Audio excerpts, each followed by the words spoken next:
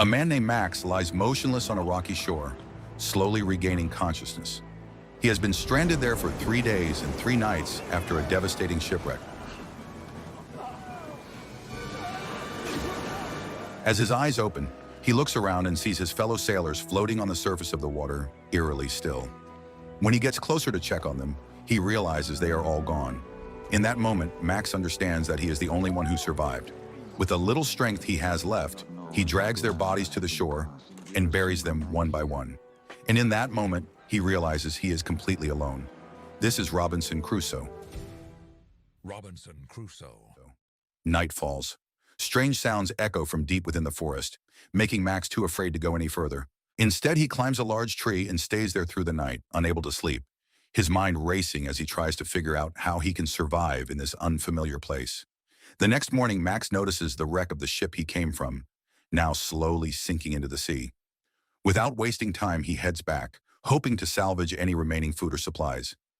As he searches inside, he suddenly hears a faint cry coming from a locked room. Grabbing an axe, he breaks the door open, and to his shock, he finds Simba, his beloved dog, still alive. Max quickly searches the rest of the ship and manages to gather a small amount of food, some tools, and a few weapons. Before the ship disappears beneath the waves, he cuts wooden planks and builds a makeshift raft, strong enough to carry everything. He lowers Simba onto it and ties down the supplies with whatever rope he can find. Despite the heavy load, the ocean current surprisingly helps push the raft back toward the shore. But when Max finally checks his food supplies, he realizes there is only enough for a single meal. That means both he and Simba must ration carefully if they want to avoid starving. After regaining some strength, Max picks up his rifle and heads into the forest, hoping to find a path or any sign that could lead him back to civilization. Eventually, he reaches the other side of the island. But as far as he can see, there are no signs of people, not even a trace of life. On top of that, this area is a dead route, a place no cargo ships ever pass through. The harsh reality hits him hard. The chance of being rescued is almost zero. Refusing to give up, Max decides to move his small camp closer to the beach. Days turn into weeks, and before he realizes it, 6 months have passed. One day, while Max and Simba are searching along the rocky shore, Simba suddenly starts barking loudly toward the sea. At first, Max ignores it, but as he stands to grab his water container, he notices something in the distance, a large ship passing by. Without thinking twice, Max takes off running as fast as he can. He raises his rifle and fires several shots into the air, hoping the sound will reach the ship. But once again, the gunshots are swallowed by the crashing waves. Desperate, he dives into the ocean and swims with everything he has, chasing after the vessel. After a few exhausting minutes, he realizes something crushing. He has not moved even an inch. The powerful current holds him in place, and slowly the ship disappears from sight. Completely drained, Max can only surrender as the sea pushes his body back onto the shore. He lies there soaked and broken, both physically and mentally. Days turn into months, and he spends his time building a place to live. After a full year of struggle, a sturdy wooden house finally stands on the island. Over time, Max begins to see that the island is not entirely cruel. There are pineapples and sweet mangoes, wild animals to hunt, and even a natural hot spring. His life starts to fall into a steady routine, searching for food in the morning, repairing his home during the day. Slowly, he stops relying on the empty hope of being rescued. Before he realizes it, 2 years have passed. In this isolated place, Max is completely cut off from civilization. Then one day, while walking along the beach, he notices a footprint in the sand. At first, he assumes it is his own, but when he takes a closer look, he realizes the truth. It is a human footprint, and it is unusually large. Instantly, he grips his rifle tightly and moves with extreme caution, watching every movement around him. As he ventures deeper, he begins to hear strange sounds he has never heard before. Soon, he discovers a large group of primitive tribesmen performing a terrifying ritual. Drums echo loudly as fire burns high, and at the center, several people are tied up, covered in blood, struggling in fear. Inside him, a battle begins between fear and courage. Max knows that if he is seen, he will not make it out alive. But when he sees the desperate eyes of one of the victims, something inside him breaks. 2 years of isolation have not erased his humanity. Breathing heavily, he raises his rifle and fires. In the chaos, one of the captives manages to break free and runs for his life. Moments later, the man reaches Max, and the two stand face to face. Unexpectedly, the stranger drops to his knees and places Max's foot on his shoulder, as if expressing gratitude. But suddenly, the man grabs Max's rifle. Panic flashes through Max as he fears a deadly misunderstanding. Then he quickly realizes that the man does not even know how to use the weapon. To show that he is not a threat, Max opens his bag and offers some dried food. Out of nowhere, several other men appear and move to attack. Without hesitation, Max fires and takes them down. The tribesman suddenly kneels beside the fallen enemy and begins to eat him. In that moment, Max realizes the truth. This man is a cannibal. Without wasting time, Max rushes back to his home and spends his days strengthening his defenses.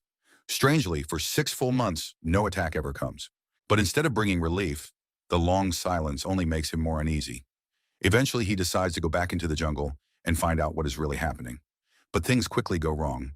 The ground beneath him suddenly gives way. In an instant, his leg is caught in a trap, and he is left hanging upside down from a tall tree. His rifle falls to the ground, leaving him completely helpless. Not long after, the same tribesman appears again. This time, there is no anger on his face, only curiosity. He picks up Max's rifle and examines it with fascination. Seeing an opportunity, Max bites through the rope with all his strength. He drops to the ground and quickly fires a warning shot to reclaim his weapon. The tribesman is startled, but there is clear admiration in his eyes as he watches the power of the gun. To show how dangerous it is, Max fires at a tree, tearing through its bark. The man goes quiet, but he does not back down. He grabs a piece of wood, spins it through the air, and throws it with incredible speed, hitting his target perfectly. It is his way of showing that even without a gun, he is still a skilled hunter. Seeing the man's intelligence and ability, Max begins to feel slightly more at ease. He decides to bring him back home and give him proper food. That night, for the first time in a long while, Max does not feel completely alone. Still, he remains cautious and loosely chains the man for safety. The next morning, without making a sound, the man has already freed himself and entered the house. The same person Max had chained out of fear now stands calmly, bringing him food. In that moment, Max realizes he has judged him too quickly. Without hesitation, he removes the chain completely. He gives him a name, Philip. And from that point on, a friendship begins. After that, Max starts teaching Philip his language. At first, he expects it to take months, maybe even years. But he is completely wrong. Philip has a natural intelligence that surprises him. In just 6 months, he is already able to communicate on a basic level. He does not just learn to speak, he understands instructions quickly and becomes a true partner. Together, they repair the house, hunt for food, and work the land. One night, as they sit by the fire, Max tries to share stories from the Bible, hoping Philip will understand his faith. But Philip responds calmly, explaining that his people worship a bird god and believe spirits exist in everything. The difference in belief suddenly creates tension. A disagreement becomes unavoidable. Max, convinced that his belief is the right one, ends up insulting Philip by calling him a savage. The words cut deep. Hurt and disappointed, Philip chooses to leave and live on his own. Even though they still live on the same island, they become like strangers, avoiding each other completely. But as time passes, regret begins to grow inside Max. He realizes that respecting someone means accepting their differences, not forcing them to change.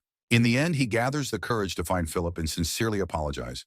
He promises not to interfere with each other's beliefs anymore. Thankfully, Philip has a big heart and forgives him, and their bond not only recovers, but becomes even stronger than before. But the peace does not last long. Philip reveals that his tribe will eventually return to the island to search for him. Hearing this, they immediately come up with a plan. They begin placing explosives around the ritual site near a volcano, a process that takes an entire month to prepare. Then one day, a deep, rumbling sound echoes from the direction of the cave. Max and Philip quickly light the fuses. But Simba, the loyal dog who has been with Max for 10 years, suddenly runs toward the cave out of curiosity. A second later, a massive explosion erupts. Simba's gone, consumed by the flames right in front of Max. Heartbroken, Max buries Simba in front of his home, unable to hold back his tears. But even in that moment, Philip warns him that his tribe will never stop hunting. When Max suggests leaving the island and going to England, Philip becomes angry, believing that people like Max would only turn him into a slave. This misunderstanding drives them apart once again, and Max loses his closest friend for the second time. Now alone, Max has no choice but to build a raft and leave the island by himself. He works tirelessly under the heat and rain, cutting down massive trees with what little strength he has left. A storm is coming in less than a month, and time is running out. Then one day, as Max is tying the ropes on his raft, Philip suddenly appears behind him. This time, he is firm and certain. He is ready to leave with his friend. He gives Max a necklace he made as a symbol of loyalty, showing that he has returned not as a slave, but as a companion who wants to make sure Max reaches safety. In that emotional moment, they finally reunite and prepare to face the ocean together. But without warning, a massive storm crashes down on them. They are forced to leave their goats outside and take shelter inside their fragile home, hoping the storm will pass. By morning, the raft they worked so hard to build is completely destroyed. The island is left in ruins. But there is no time to mourn. The night of the full moon is approaching, and the tribe could arrive at any moment to seek revenge. Their survival now depends on their strategy and the few explosives they have left. They move quickly, setting deadly traps across the area. From a modified windmill that acts as a firing mechanism to shattered mirrors arranged to confuse their enemies, every path is carefully prepared to lead intruders straight into danger. When the decisive night finally arrives, Max even shaves his beard to resemble a member of the tribe as part of his disguise.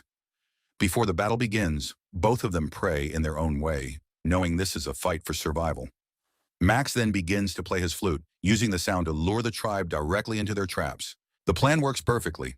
The enemies move in, passing by Simba's grave and breaking through the surrounding barriers. Seeing his loyal companion's resting place destroyed, Max is overwhelmed with anger.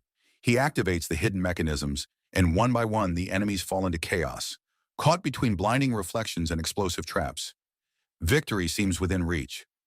But just as they believe it is over, a final enemy emerges from the shadows and releases an arrow that strikes Max directly in the chest.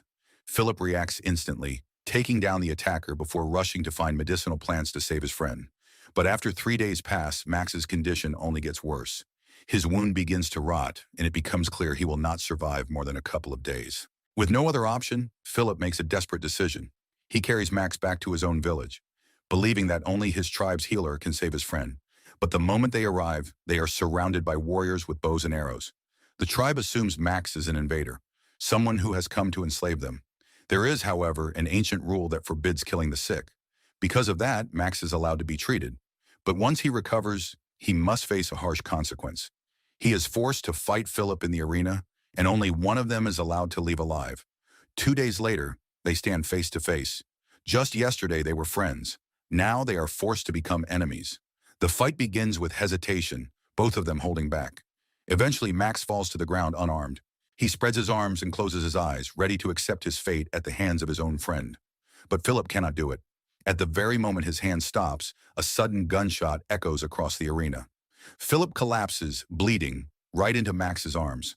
Max is completely shattered when he realizes what has happened. A group of white soldiers has attacked the village, and it is their bullet that takes Philip's life. After 15 long years trapped on the island, Max is finally rescued and reunited with his wife. But even now, every time he sits by a fire, his thoughts return to Philip, the friend who taught him the true meaning of courage, loyalty, and sacrifice. So the moral of the story is sometimes your best friend might start as a cannibal, so maybe don't judge too fast.